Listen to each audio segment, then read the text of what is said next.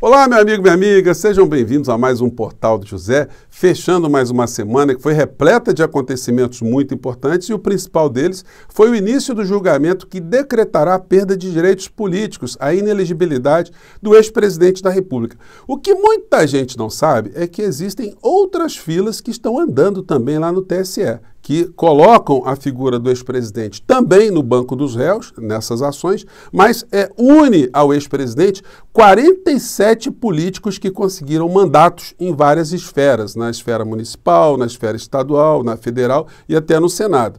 Então, se Bolsonaro for condenado também nessas ações, ele arrasta junto com ele essa turma toda que estava conectada com ele. Então, a fila vai andar e nós vamos ficar aqui batendo palmas a cada passinho que essa fila deu um pouquinho mais para frente.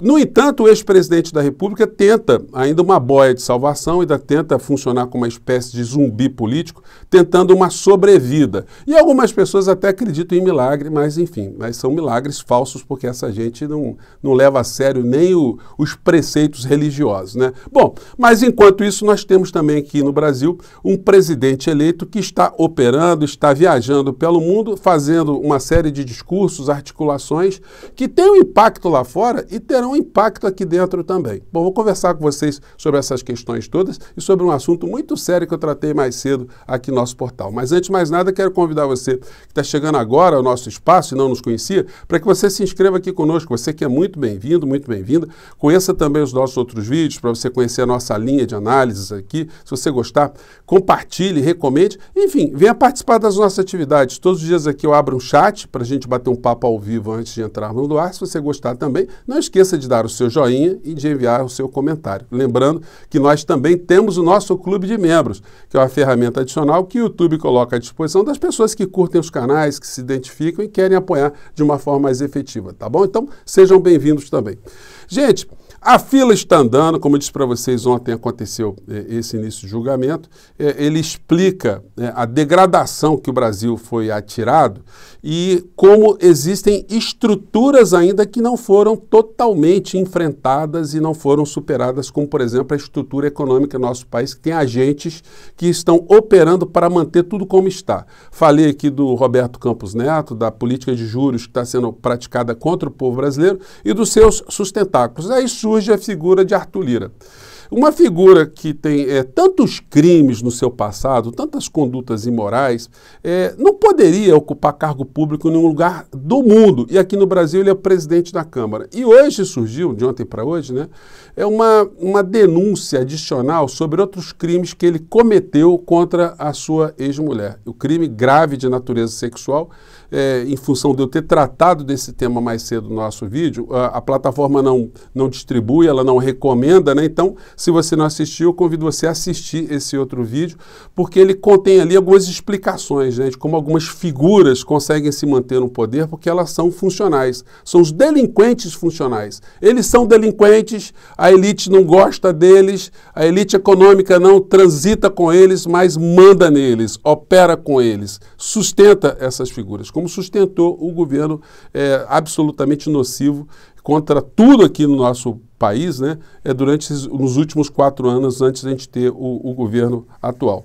E já comentei com vocês, todo mundo está fazendo o mesmo tipo de análise, né, que o Bolsonaro está com seus dias contados.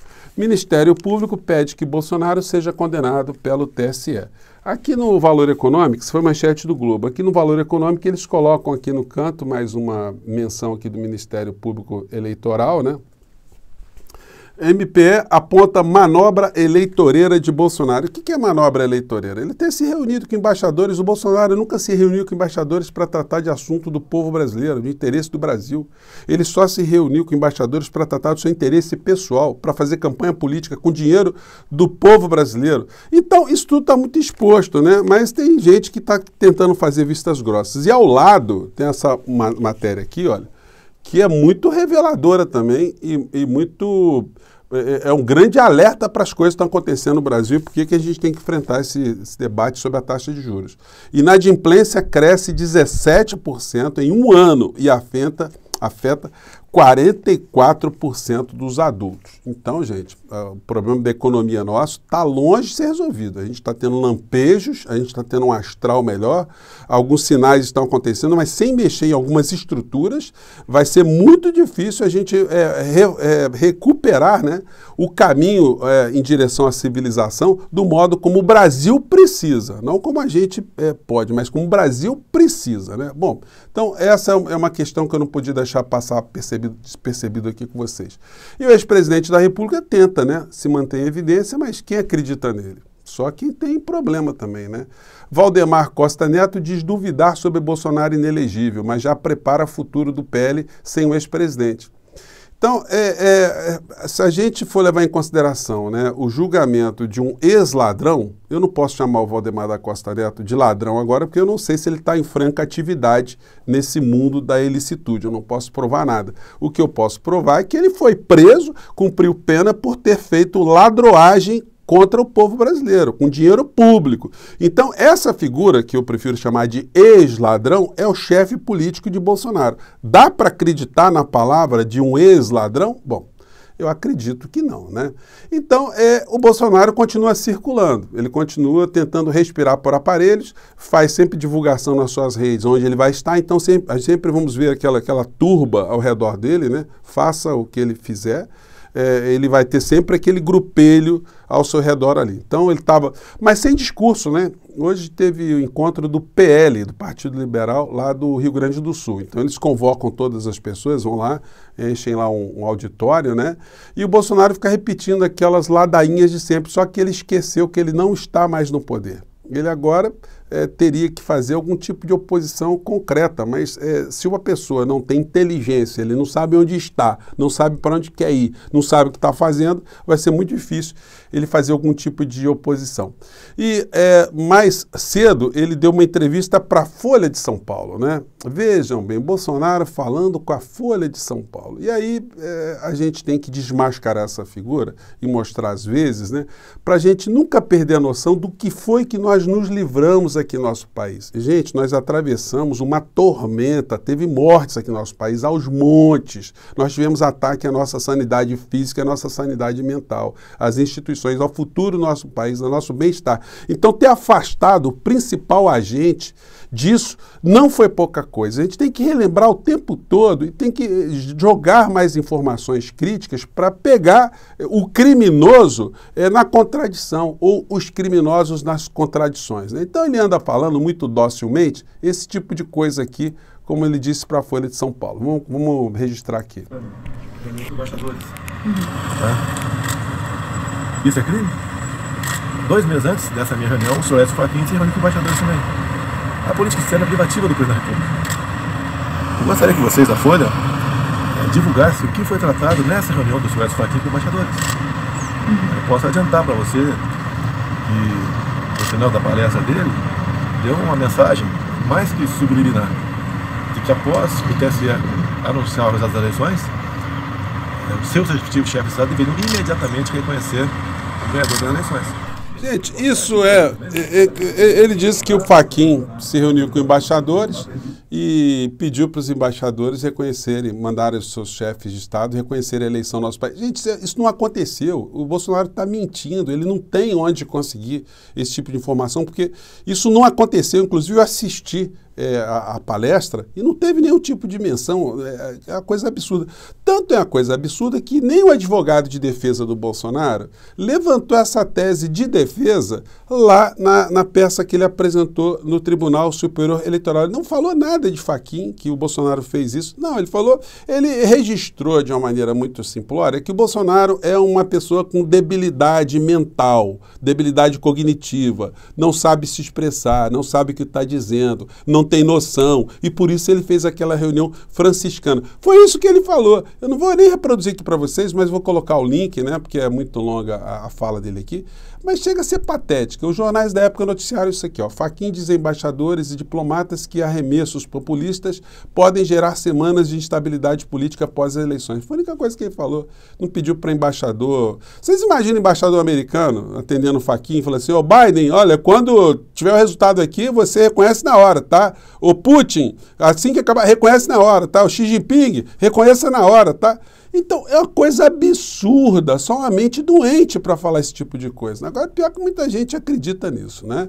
Então, varrendo essa gente para o lado, vamos agora tratar dos nossos assuntos aqui que tem a ver com o nosso bem-estar. O Lula está lá fora do nosso país, está se encontrando com o Macron, com vários chefes de Estado e está fazendo discursos para todos os lados lá. E a passagem de um chefe de Estado, gente, quando ela é documentada, para o bem e para o mal, as suas falas, elas repercutem, elas são utilizadas, às vezes são até distorcidas também, mas elas são objeto de muita atenção.